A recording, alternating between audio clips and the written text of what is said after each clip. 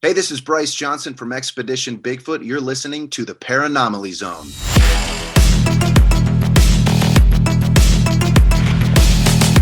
Look, I know the supernatural is something that isn't supposed to happen, but it does happen.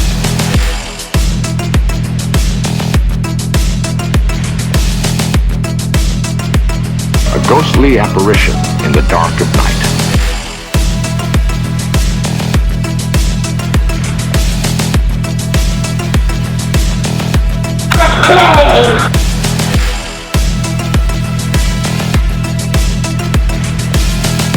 Human sacrifice, dogs and cats living together, mass hysteria.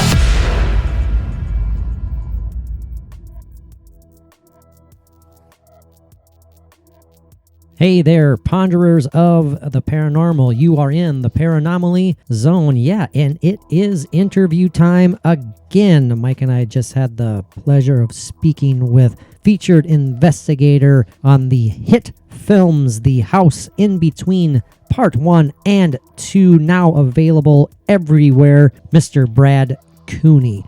We had a great time talking all things paranormal and, of course, discussing a few spoiler-free deep dives into what went into the making of these fascinating, eerie, and yet uplifting paranormal films. Paranormal documentaries, produced and directed by Steve Gonsalves. But you are here to listen to featured paranormal investigator, Mr. Brad Cooney.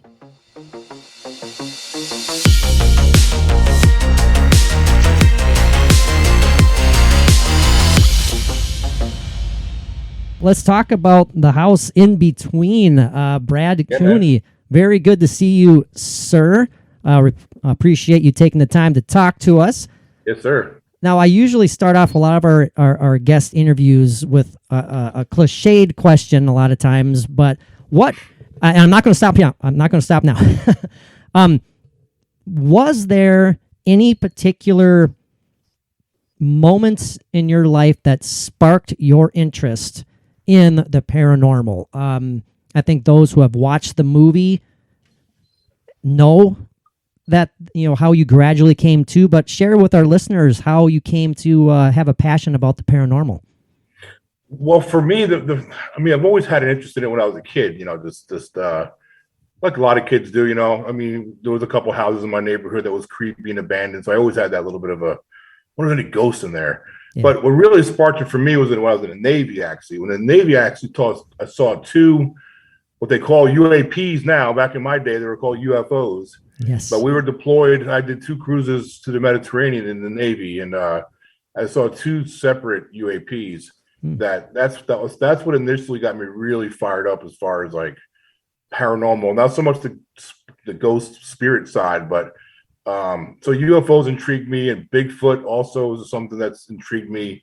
Kind of on the fence with. I have about a 50% skeptic blood on Bigfoot, but I'm fascinated with it though. But as far as the paranormal, as far as ghosts go, really my first like actual encounter with anything to do with spirits or ghosts or however you want to title it was when I actually met Miss Alice, who's the homeowner of the house in between. Literally, guys, within the first hour or less of me being in that house, my first time in my life, I had something that I couldn't figure out what was going on. Like some activity happening there, and that house has had its hooks sunk in me ever since. And here I am 7 years later, investigating the same location. Yeah, it had you going up until you were packing everything up and heading out. I noticed in the movie that was pretty awesome. Well, that's the first film. The first film. Yeah, the first one. Well, what you got to keep in mind, like with the first one, we had a production team in there, we had cameramen, and we had, Kendall Whelpton was in there, who was the cinematographer and producer and co-director. But he's the one that was in the house by himself. Mm-hmm. That ball came down the steps, and me and Steve, Steve from Ghost Hunters. Yep. Me and Steve were actually outside heading to the car. We were going to drive into town, and we heard Kendall screaming, and so we ran back in, and that's what you saw in the film was that ball coming down the steps. Yeah, so for me, I've experienced that several times in that house. Yeah, that was pretty crazy to watch that, and it's interesting that it was you who caught those. Again, we're referring to the first film here. When you're reviewing your evidence, that's when you kind of caught like the doors opening and shutting on their own. When you were focusing on another aspect, on the video, and then you caught something that you totally did not expect. How did that did that take you aback, or were you blown away by that? How did that make you feel? Well, yeah, that was great detective work there. That was pretty impressive. Thank you. Well, actually, I was actually trying to figure out what happened. So when we were in the house after the ball came down the steps with Kendall, me and Steve ran back in, and I tell you something that a lot of people don't know is so when I walked in the house, this was before the ball came down the steps. Earlier that day, I had a part I had to get filmed on. So when I walked in the house, I noticed that the camera that I have shooting up the stairs was actually pointed away from it. And I'm a real stickler when it comes to my cameras. So like I right away, I'll notice that something's out of place. So when I walked in, I was like, why my camera not pointing up the stairs where I wanted it? It was kicked off to the right. So I just instinctively just put it back to where I normally want it, right? Mm-hmm. And then I just went about my day. And good thing I did that, because if I wouldn't have done that, we would not have caught the ball coming down the steps like that. So it was just an instinctive move. But anyway, so like when we were reviewing the video, you saw in the film, we were trying to figure out. You remember the scene where Steve we heard that bang and Steve ran out and trying to figure that out? Yes. Well, several days later, that was bothering me because we couldn't figure out what that noise was. So that's what I was doing. I was racking video. I was like looking to see what could have caused that noise. And that's when I noticed the doors moving in the reflection of the chandelier, that little brass ball underneath. I caught my peripheral vision. I was like, what the hell is that? And that's when my heart started racing. And I started running back and playing. I was like, oh my God, so that was huge, man. I was like 2:00 in the morning when I sent Kendall that message, man. I mean, my phone started blowing up, and John, I mean, it was crazy. Yeah, great catch. That was great. Thank you. Do you have like in the back of your mind somewhere, Brad? Do you have like a holy grail of sorts of what you hope to possibly capture as evidence in the near future? I mean, talk to us a little bit about that. Oh, 100%. I want to see a full body apparition. Yeah. Yep. That's the holy grail for me. I mean, I've seen shadow figures. I've had lights come on and off, doors opening, objects moving, EVP, crazy direct response EVPs. I've even heard the what do you call it when you hear it with your own ears? I'm drawing a blank. Not an EVP, but when the real time hearing it. You actually hear with your ears. Mm-hmm. Right, exactly. Yep. Yeah, I can't believe I'm just drawing a blank what that is. No, that's fine. That's okay. But yeah, disembodied voice. There you go. I saw all that I've experienced, but I have not yet experienced a full body apparition, which is like, in my opinion, the holy grail of paranormal activity. Yeah. I think, I mean, how could it not be, right? I mean, that's just on the top of everyone's list. Do you currently investigate any other locales outside of this house? No, not as much. This house is blown up so big, and I'm so entrenched in trying to get as much evidence as I can and try to figure out what's going on. It's been a mission. It's been a 7-year, coming up on a decade in a few years for me in this one location. Yeah. John Bullard, my wingman, he's awesome. He's been in that house for 14 years investigating it. So you guys should get him on the show one of these times. He's a great guy. But combined, we have 21 years experience in this house. And that's one of the things that intrigued Steve Gonsalves was the fact that he's never even seen a location. And this is big to say because Steve's been around. Mm-hmm. Yes, he has. Something that's been studied so long and documented so thoroughly than this location. That's what really, that's what fascinates Steve. But so anyway, so just getting back to, what was your question again? I'm sorry. If you were focusing just solely on this house, or if you were going to be planning on moving around. See, I have investigated other locations. I've been out to Vicksburg, Mississippi, which is a great place to investigate. A lot of stuff there. It's a bucket list for me. Yeah. Hey, listen, when you get down to this, you want to come down here, man. You got a place to stay. That'd be awesome. Awesome. If you want hotel rooms. I'm about 45 minutes from Vicksburg. Wow. But I've investigated some places in Louisiana and Tennessee and and the Vicksburg, and the place called the Decent Home, which is one of the more active places I've ever investigated, other than our location in Laurel, Mississippi. Is pretty crazy. But this house has got me consumed. So honestly, I've had opportunities to go other places, but it's like nothing really grabs me like this place does. You know, it's in your blood. There's plenty to keep you busy. Yeah, and that's another thing that really separates this location. And I'm trying not to be biased here, but it's a fact. Now, I'm not saying there haven't been more prolific things happen in other locations, but as far as consistency, level of activity, I've never seen anything like it. I mean, this happens a lot. Activity happens a lot in there. What did it mean to you to have, such a renowned investigator such as Steve Gonsalves and produce and direct this film? Yeah. What was it? What did it mean to you? In part 2, Dustin Perry comes along, and it's I mean, that really adds a lot of legitimacy immediately to your program, wouldn't you think? Sure, and you saw what happened with Dustin and Elizabeth Saint, the EVP session they had with them. Yeah, it's crazy. I mean, I've had some good ones in there, but those are even better than the ones I've gotten. I was like, wow. But yeah, as far as working with Steve, really surreal to this day, honestly. Yeah. I've been working with Steve now for about 3 years.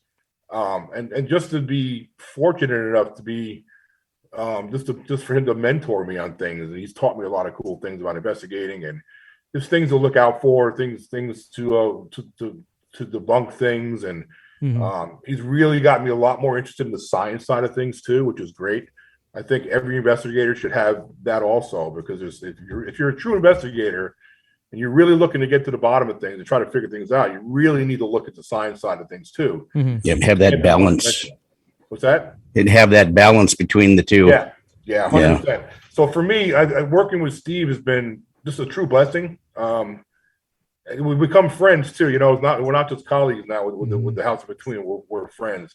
And so yeah, it's been I don't take it for granted. I'll just put it that way. I do not take it for granted. Yeah, absolutely. I know it's Steve and Dustin. They're awesome guys.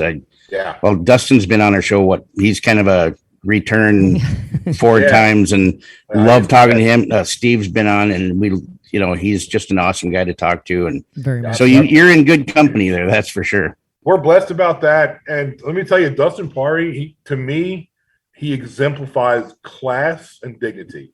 Absolutely. He's one of the classiest, friendliest guys, very intelligent, extremely good investigator. Just he's a gem. He's a great guy, man. I agree. Yeah. As unfortunately that the cesspool that like Twitter and social media can be, it's funny, when you see Dustin, like people even going after Dustin, or if he's caught in the middle of negativity, he's always just even keel and positive. Always positive, has a positive spin. It's just like Mike said, we've had the pleasure of talking to him 4 times on our podcast now. Wonderful. And we just feel good after talking to Dustin. How can you not? He's infectious. I mean, the guy is such an optimist. I mean, he's just positive, and he always looks for the kindness in things. And if you look at his Twitter account, it's always he always tweets out the suicide hotline. It's very important to him. He advertises when he opens his broadcast day, when he ends his broadcast day. He's really cool, man. He's a great dude, man. I love him. Yeah. And he's got great hair. Yeah. Oh man. Yes, it's very unique for sure. Yeah. Yep. Yeah, we have to. We always. Well, when we've had the pleasure of talking to him, I think the last time we actually mentioned, good-naturedly, it's like, we remember that episode of Ghost Hunters where you actually stopped and looked at yourself in reflection to fix your hair up a little bit. And he's like, I gotta look good, man. Gotta look. He's great, man. Yeah, very great genuine. Man.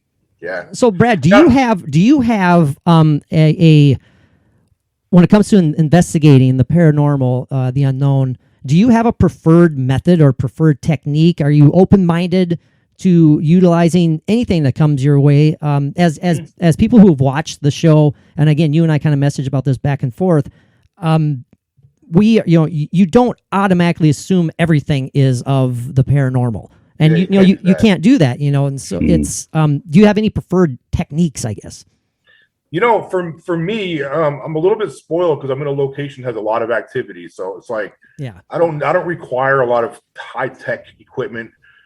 For me, my favorite gear, honestly, guys, is a digital recorder.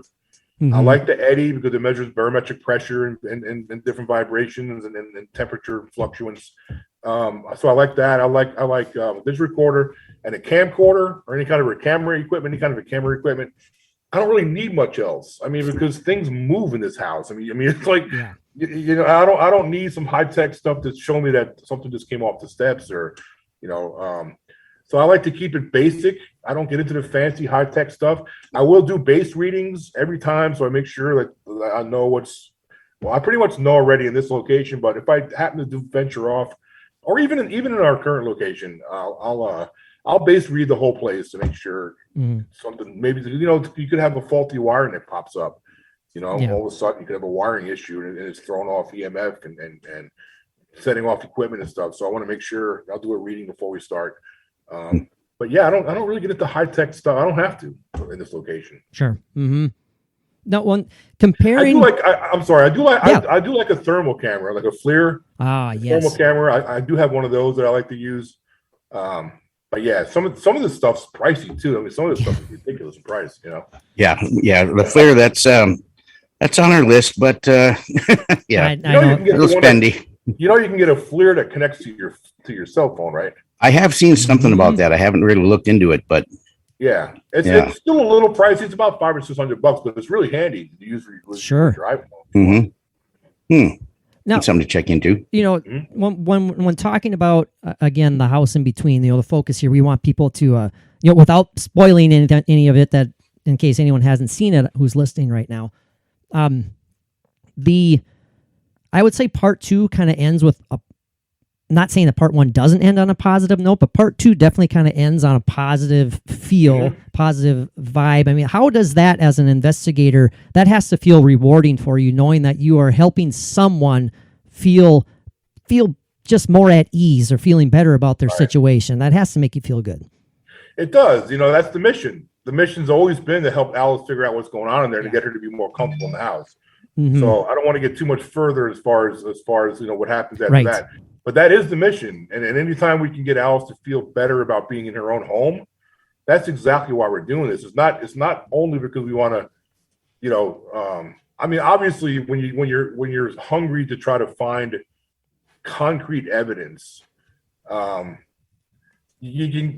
you can get if you're not careful, you can get really dialed in on that one thing. Yeah. You know what I mean? But you got to keep in mind, you're in here for a reason, and that is to get Alice more comfortable in the house.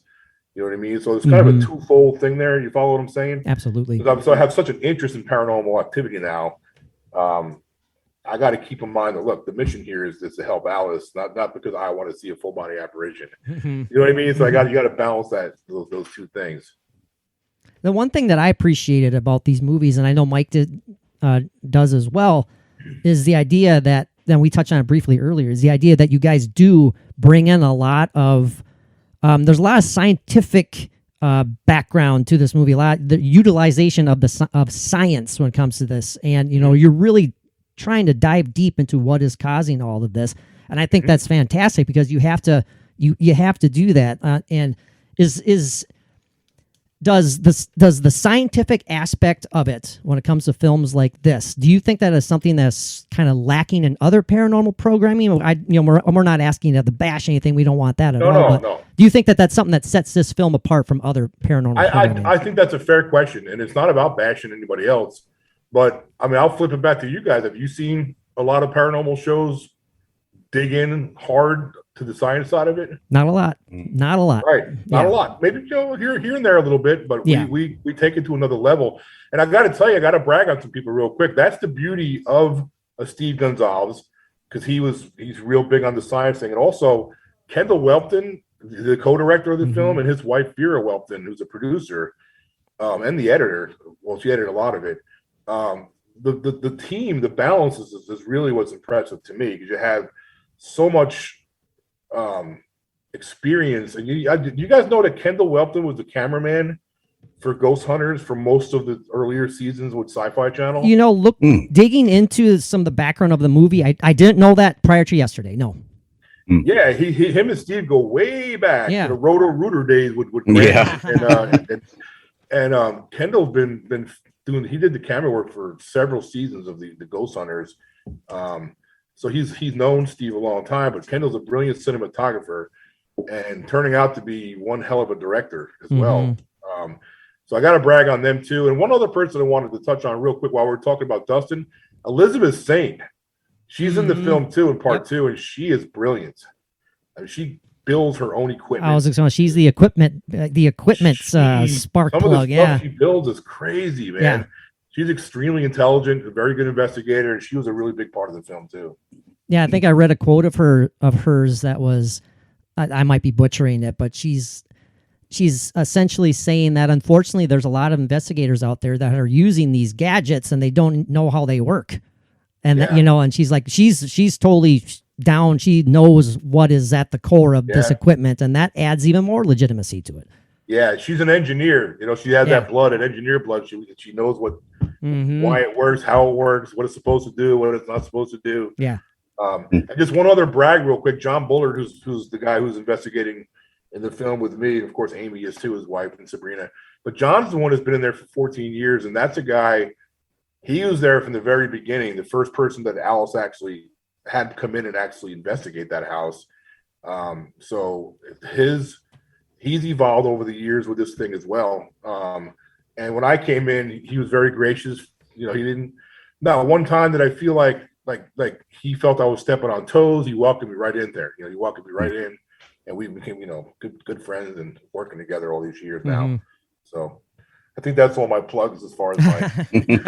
That's okay. They deserve it. Yes, exactly. I want to get that. Now, with the I'm not asking you to compare and contrast, but for those who enjoyed the house in between the first, part 1, what do they have to look forward to for the house in between part 2? Is this a further continuation of the story? What do viewers have to look forward to? One of the things I noticed about after part 1 came out, and it did really well. I mean, it did really good. Congratulations, by the way. Huh? Congratulations, by the way.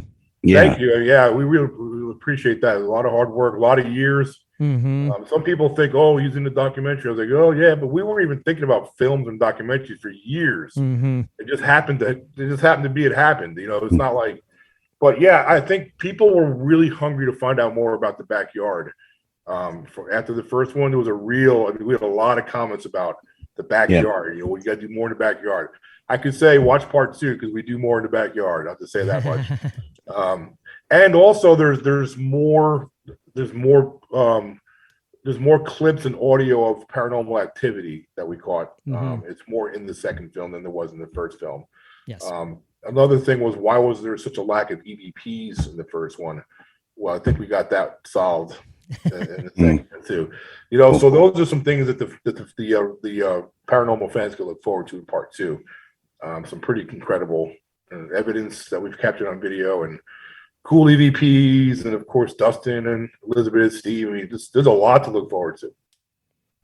Is there a part 3 in the future? That's a great question. I heard Steve do an interview about a week ago, and he was asked that question, and he answered it the best way I could think to answer it. If that's something, if Alice isn't feeling quite where she needs to be yet, if she needs more comfort, she feels we need to get more answers for her, it's certainly possible. I can say that it certainly is possible. Excellent.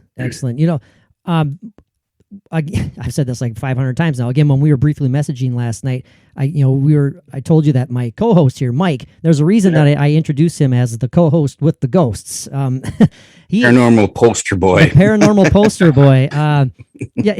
That's no joke. And, he's led a very, for lack of a better phrase, paranormal life. And whereas, I am like waiting for those moments, and I'm just like, Yeah. Now, I asked this to several of our guests. Mike asked them as well. Do you believe that some people are more prone to paranormal activities, or their energy, spirits are more drawn to them, while others maybe are trying too hard to find something? And what are your thoughts on, the the attractive nature of people to paranormal activity? That's a good question. Obviously, it's speculation. Mm-hmm. I'm speculating here because I don't know. Right. What I'm saying? I don't know for sure. My hunch is I think some people are a little more tuned in. They're a little more intuitive. Mm-hmm. And I think those who are a little more intuitive and a little more open-minded might have better chances to experience some paranormal activity. I think people who are closed-minded and very, push it away, I don't want to deal with it, mm-hmm. tend to maybe not have as much. And this is just, again, there's exceptions to the rule, but in my experience, people that I've talked to, I've found that skeptics have less and people who believe have more. Sure.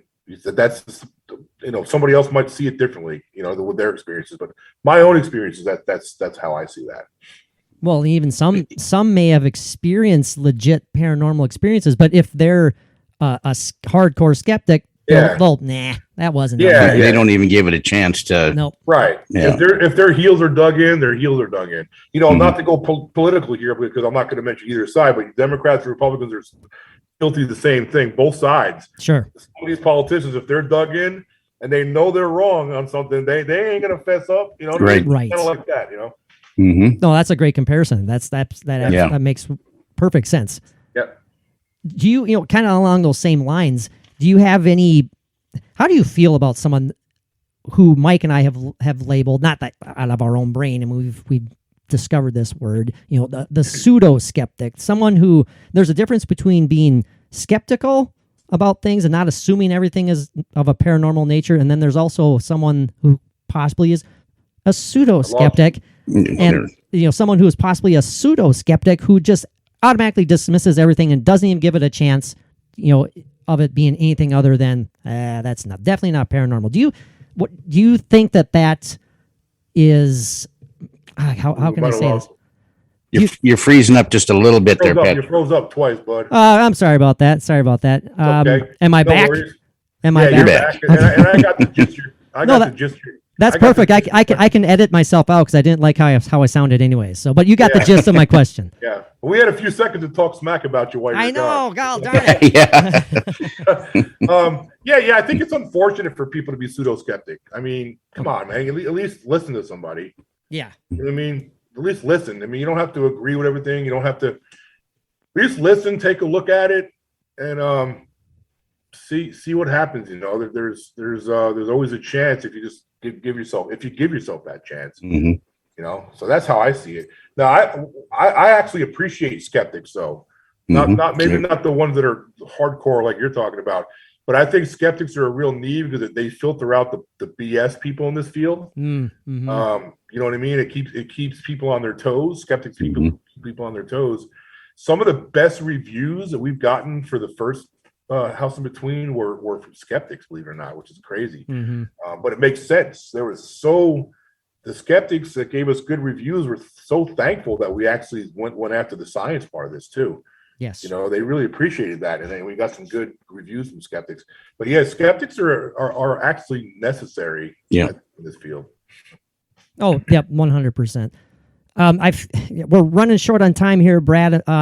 Mike, I always feel like I'm talking way too darn much, and then when I do talk, I freeze up. What do you want to throw in there, Mike? I mean, do you have any thoughts, any questions? I mean, what's popping into your No, I don't have any other questions. You always cover those pretty well. Oh, thanks. But I have to say that I recommend that to anybody to watch these movies. They're fascinating. They're well done. Yes. Mm-hmm. Informative, and well worth the time. Absolutely. Yep, absolutely. We appreciate that. I gotta say the work that was put in from production side, directors Steve and Kendall and Vera. We do the paranormal investigating part. When we go out there and we pound the ground and we get evidence and document it, and then come up with different ways. Think about different ways to use trigger objects, the little experiments we do. And then whatever we capture, we send that off to Kendall. You know what I mean? We put it in files, we send it off. And they're the masterminds that put a movie together. We don't. Yeah. I don't know how to make a movie. That's a lot of work. It is a lot of work, man. And they deserve all the credit in the world. I mean, and I'm so happy for the success for Kendall and Vera, because they own the production company Robot Ninja. I'm thrilled for Steve too. You know, Steve, the first film that we put out, The House Between Part 1, was his first film that he did as a director. You know, so he took a chance. You know, he built his reputation over many years, and he took a chance and did this, and we're very thankful and grateful for Steve also. Absolutely. Yep. Yeah. Yeah. Again, I mean, you know, we thoroughly enjoyed these movies. We highly encourage everyone to check them out. I mean, they're not your typical paranormal programming out there, you know, and I'm not dismissing other paranormal programming either, but you know, this is different and in a good way. Yeah, a wonderful, great, fresh way that really works. Yeah, and during your paranormal journey that you're on with all of this, just keep looking for that full-bodied apparition. Absolutely, man. I like to kind of say the films are just a deep dive into paranormal investigating. They're both, you know, and we do the deep dive, you know, and we're proud of that. You know, we do the deep dive, and I encourage everybody who's watched the films, and they got teams. There's a lot of really good teams out there across the country that are working real hard. I encourage us to implement as much science as you can. Look at the science side of this thing and be thorough. Don't get caught up on some of the demon stuff. I mean, I'm not saying demons don't exist, but some people take that just. Yeah, you and I are on the same page with that pretty much. Come on. All right. Yeah. Good. That's pretty much everything is automatically labeled as a demon. And we're not naming names now. We're not naming names. No names mentioned. Let's just settle down with that, people. Yeah. So, Brad, where can people watch these movies, and where can people find you out there in this crazy and the merchandise and everything? And the best way to do it is to go to thehouseandbetween.com and go to the website, and it's got a graphic of all the streaming platforms. There's 26 of them, 25 or 26. Off the top of my head, I know Vudu and Prime, Amazon Prime and Vudu, Dish, Comcast, and there's a ton of them. If you had a smart TV, you can watch the film. I mean, it's just basically it's everywhere except for Netflix right now. I mean, that's the best way to do that. But go to the website, thehouseandbetween.com, and there's a merchandise store there. You can click on the shop button if you're interested in merchandise. But yeah, that's where to go to check it out. I think people will enjoy it. So far, it's getting good reviews. Yep, excellent. People will definitely enjoy it. Now we need a book from you. Yeah. Well, I have a book. I already wrote. I did write a boxing book back in my boxing mixed martial arts. That's right. I love that part. I was a well, I still am. I was more so of a hardcore boxing fan back in like the late 80s, early 90s and stuff, you know, and I love that part of the film. I was like, oh man, that's super cool. I did it for quite a few years, man. And we built a boxing website. It really blew up. We were like I think we had the third highest traffic numbers of all the boxing sites, and we started getting like red carpet treatment at the pay-per-view cards, and sweet. It was awesome. I got to meet everybody, man. It was a good fun run, but it was time to close that chapter. And then in this midlife of mine, I just got caught up into this, and it's great, man. Having a good time. It's a great thing to be caught up in. Oh, gosh, it's a lot of fun. It is, and you can find me on all my social media. It's at Brad Cooney 1, the number 1 after my name, at Brad Cooney 1. That's pretty much everywhere: Instagram and Twitter and Facebook and everywhere else. So excellent. I'm out there. Well, Brad, cool. This has been awesome. We can't thank you enough. You know, stay in touch, man. We'd love to talk to you again. Give us some updates on future investigations. And I one thing that popped in my brain just now, and I'm saying this with all respect to all involved with this movie, both movies, in a very real way. It is. Okay, there is crying and ghost hunting. That's right. There can be. There can be. And if you haven't seen the movies yet, again, check them out. You'll understand what I meant by that. And you know, it's very profound. I'll just leave it at that. And I'll say this real quick. That scene you're talking about with Steve was 1,000% genuine. Yes. Oh yeah, I believe it. I never doubted that. Yeah. He cared for Alice like a mother figure. Like, I mean, he genuinely. When we first saw that, I was just like, wow, man, he's crying, but I wasn't surprised. I'm like, that's legit. Yeah. Awesome. Well, again, thank you, Brad. This has been a blast. Stay in touch, and we'll talk to you soon, man. Yeah, I want to hear your UAP stories too. Yeah, we'll do this again, man. We'll let the part 2 do its thing for a while, and then I'll come back and we'll have John. Maybe John can come on with me, or maybe we get Kendall. That'd be great. Awesome. Maybe Dustin or somebody come on with us. Yeah, perfect. That'd be perfect. Yeah, man. I appreciate you guys having me. I had a lot of fun. We appreciate you. Thank you very much. Thanks, guys. Have a good night, my friend. Yeah, man. Appreciate you, bud.